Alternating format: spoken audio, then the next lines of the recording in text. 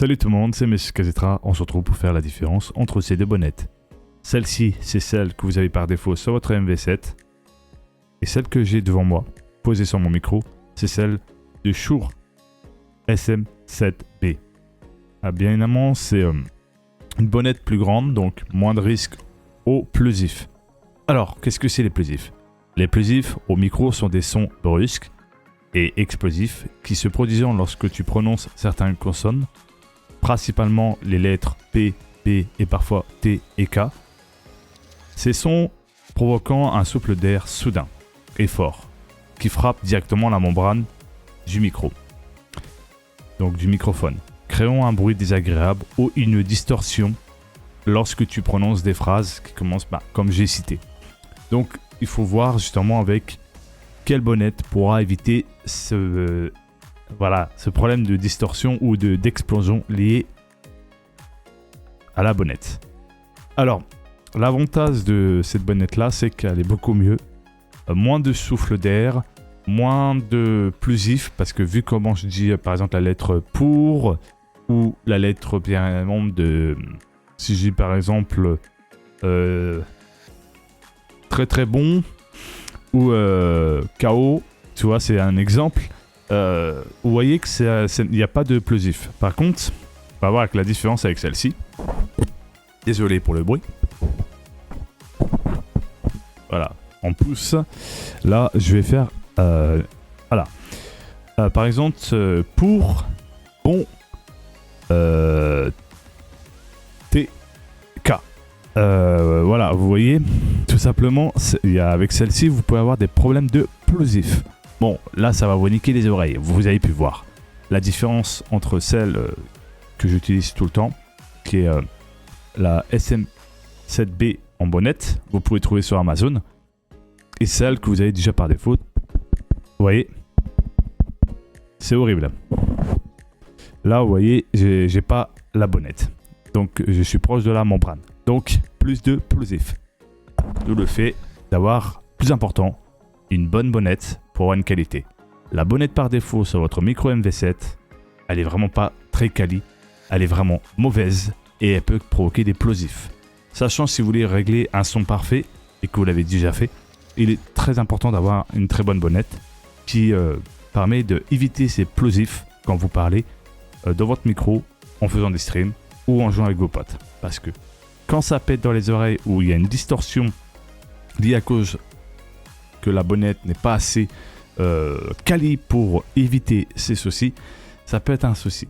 Alors que vous avez bien réglé votre table de mixage pour vous faire passer plusieurs canaux audio de différentes applications ou bien évidemment faire passer votre voix à travers pour une qualité de son meilleure qu'en USB. Voilà. Après, je vais vous montrer un petit bonus. D'ailleurs, par rapport à l'application Go XLR, donc moi j'ai la mini. Vous par exemple, si vous avez la standard, ça sera la standard. C'est parti, donc j'espère que je vais pas faire trop de caca. Ah voilà, on voit un peu le décor OBS. Donc là, comme vous voyez, je suis sur la bêta de la prochaine version de la Go XLR. L'avantage de cette prochaine version qui arrivera très prochainement, là elle est actuellement en bêta, elle propose beaucoup, quand je dis beaucoup, de correctifs, de bugs qui ont pas mal vraiment fait de soucis aux utilisateurs qui ont eu marre, ça va être corrigé. Quel avantage aussi dans mixage, vous voyez qu'il y a un deuxième StreamMix 2. Qu'est-ce que ça peut servir? Ça peut servir si vous avez un deuxième invité et que vous voulez pas qu'il gêne votre StreamMix 1 qui est votre votre canal à vous où il y a plusieurs canaux regroupés sur un seul.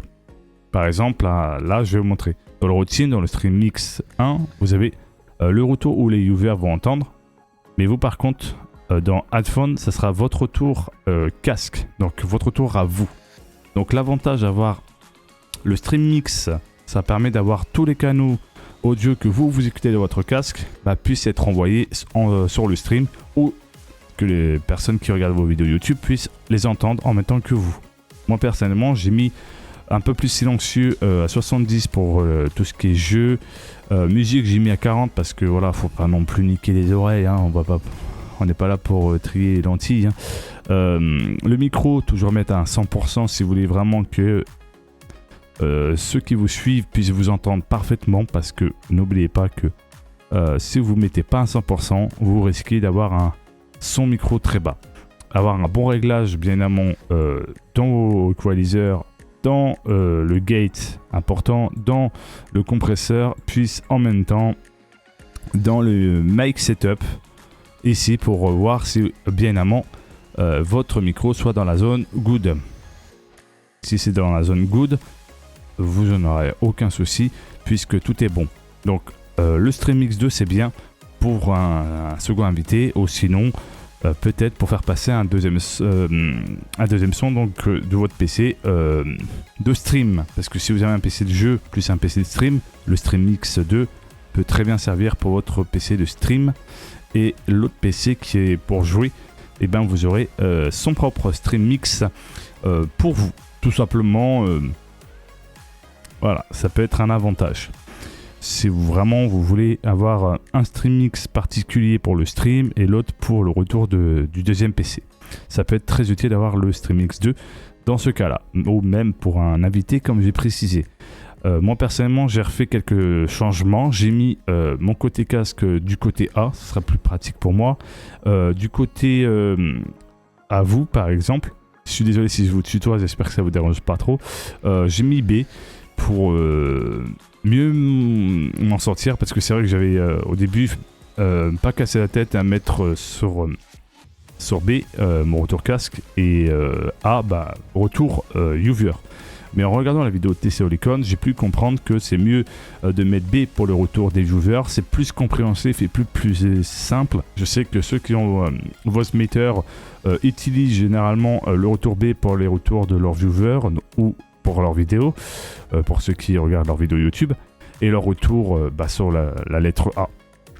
Voilà, donc je me suis dit je vais faire comme ça, comme la vidéo TC Olicon, voir ce que ça donne. Et franchement, je suis assez content. Et puis finalement, je comprends mieux la logique du fameux enseignement du Stream Mix.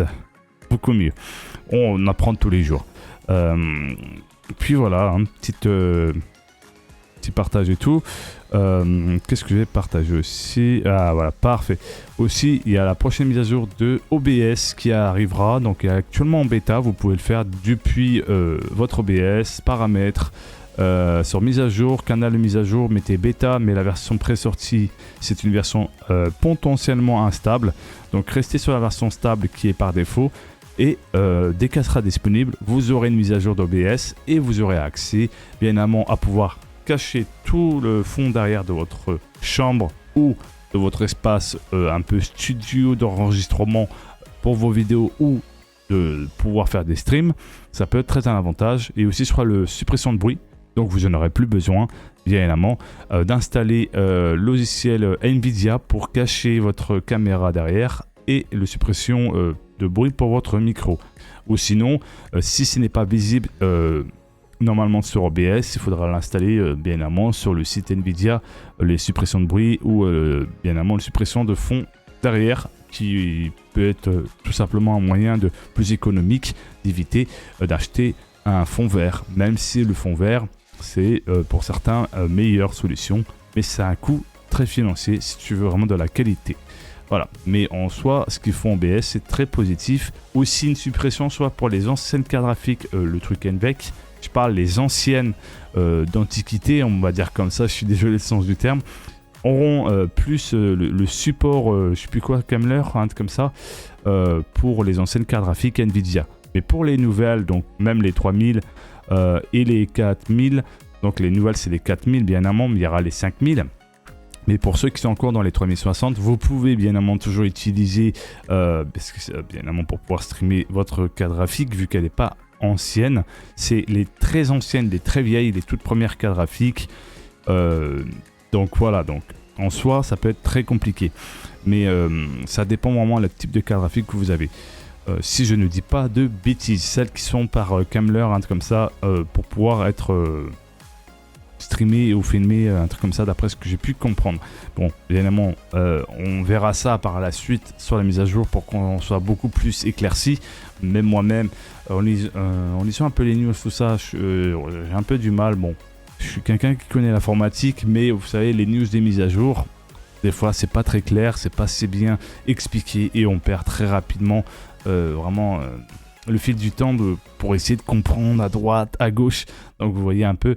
Donc, bien évidemment. Concernant la mise à jour Nvidia pour les drivers Game Ready, qui est pour les jeux vidéo, il n'a pas encore été sorti d'après ce que j'ai pu voir. Il y a juste le driver Studio qui a été sorti, donc la nouvelle version, mais pas le driver Game Ready. Donc là, il faudra encore attendre, peut-être demain ou peut-être après-demain, je ne sais pas. Nvidia vous fera un communiqué, je pense, sur leur réseau, comme quoi la nouvelle version Game Ready sera disponible. Donc je conseille d'installer, si vous faites que du jeu vidéo et streamer, d'installer uniquement le Game Ready. Ça suffit largement pour streamer, jouer et filmer vos vidéos. Franchement, c'est le plus important, c'est le Game Ready pour avoir vraiment une optimisation propre et surtout d'être tranquille et ne pas avoir des lags ou des problèmes qui impactent votre utilisation sur votre ordinateur. En tout cas, merci à tous d'avoir regardé jusqu'au bout. N'oubliez pas le pouce bleu, de vous abonner par ici. Vous voyez le logo s'abonner, vous verrez en quelques secondes sur le logiciel de montage que j'utilise, Filmora. Et aussi d'activer la cloche, très important, me dire dans les commentaires si cette vidéo vous a plu, que je vous ai pu avec tous ces petites bonus pu vous donner un peu plus de tout en termes d'explication. Et je vous dis merci à tous et à la prochaine. C'était Monsieur Kazitra. Ciao ciao pour les prochaines aventures.